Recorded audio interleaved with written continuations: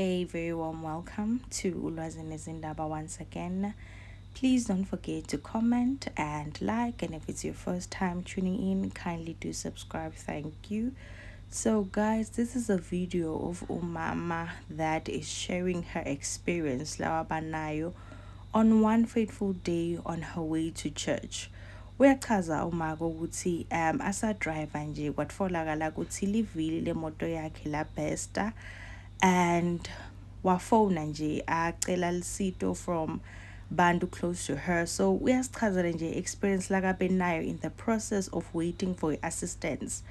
So nje uyasho ukuthi kwayendela nje sisehlakalo lesingasikahle and lakayohlala nje asikhumbula engqondweni yakhe uphindze kodwa phela uya reference on the incident layendeka to one lady that was unalived whilst waiting for i-assistant ngiloyo sesingathi kuthiwa bekaphuma emsebentini.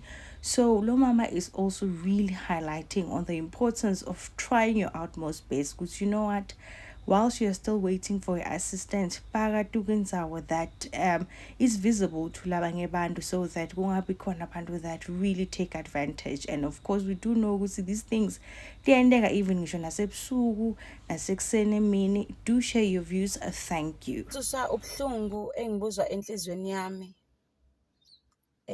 ngomuntu wesifazane othe eqhunyelwe ithayi emgwaqweni ngabo 8 ebusuku. Wafona wacela usizo efonela emsebenzini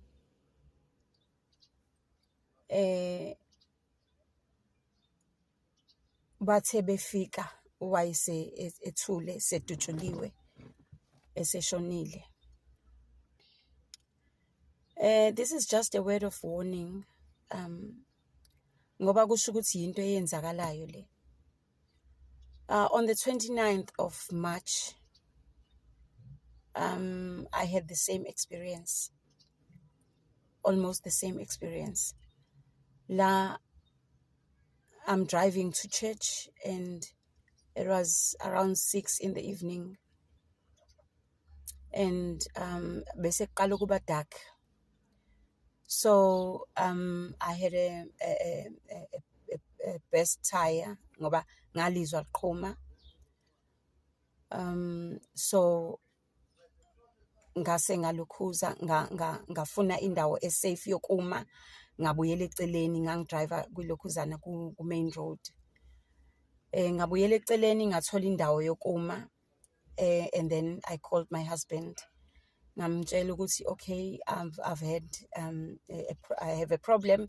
Okay, ngehla ngabheka ukuthi kwenzakaleni ngathola ukuthi ithaya lami elingase sidini lika driver but eback liqhumile selihleli phansi. So ngabona ukuthi okay, this is the problem. Ngase ngifonela my husband ngamchazela ukuthi sekwenzeke lenkinga. Then walokhuza wathi angihlale ngaphakathi emotweni ngikhiyele khona uyeza nosizo uyeza uzongisiza. Nangempela ngangena ngahlala emotweni ngayilokha imoto ngahlala ku driver's seat.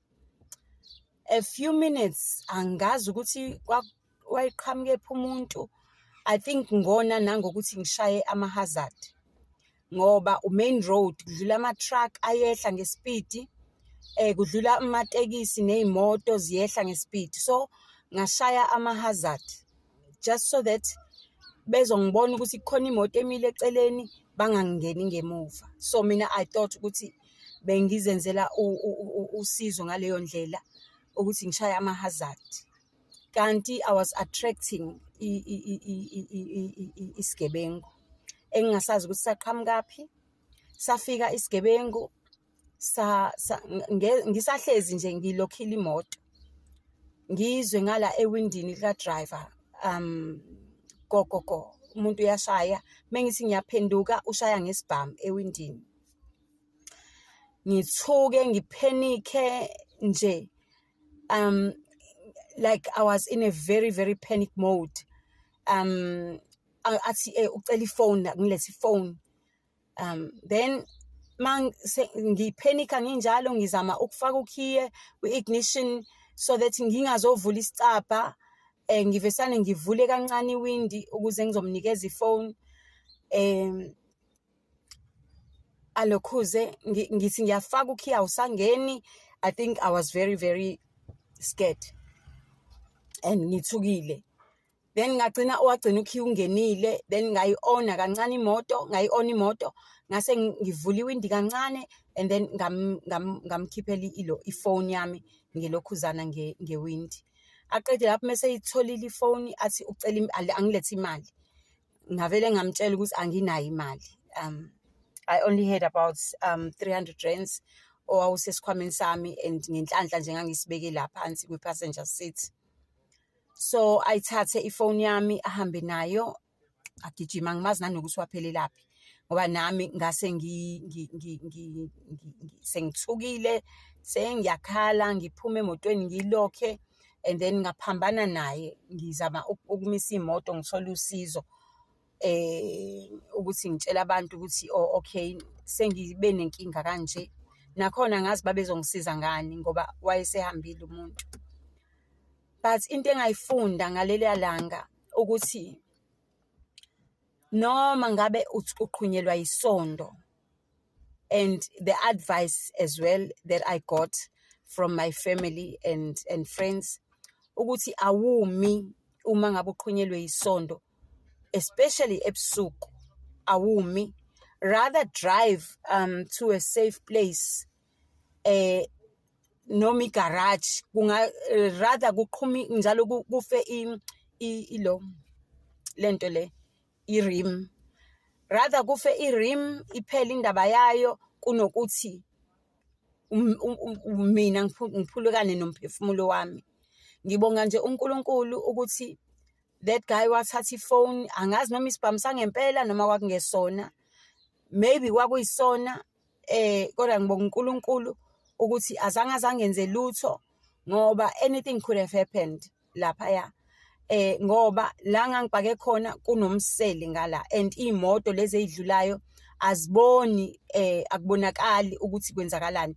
So wayengenza anything, angidonsele emseleni, ayenza into ayithandayo, mhlambe agcina ngibulele or avela ngidubule elokhuzeni ngewindi. So it's just a word of warning ukuthi rather drive to a safe place, ungami uma ngabe uqhunyelwe isondo, drive to a safe place la uzofike ume khona kuyima ucela usizo. This is a very, very bad experience ngoba we live in such a sick world with such sick people. So abanganqeni ukuthi babulala umuntu wesifazane, bembulalela nje mhlambe ifone or ilokhuzana, ungazi ukuthi bambulalelani, ifone nemali kahle kahle. So nje asibeni safe guys. Mangabe uqhunyelwa isondo, drive to a safe place, igarage olitholayo or indawo ozoyithola esafe eduzane. Ngamane kufit i-rim kunokuthi kufe wena ngoba umphefumulo can never be replaced. So ilokho ngithintwe kakhulu indaba yomuntu wesifazane engibone on Facebook ukuthi uqhunyelwe ithayi, wathi esalinde usizo bafika sebemfica esethule sedutshuliwe. So let's rather be safe than sorry. Yeah, iloko nje ekade ngithi angikusho, ikakhulukazi kubantu besifazane ngoba ayisimbi isikhathi esiphila kusona, simbi. Ngiyabonga, Inkosi inigcine. Amen.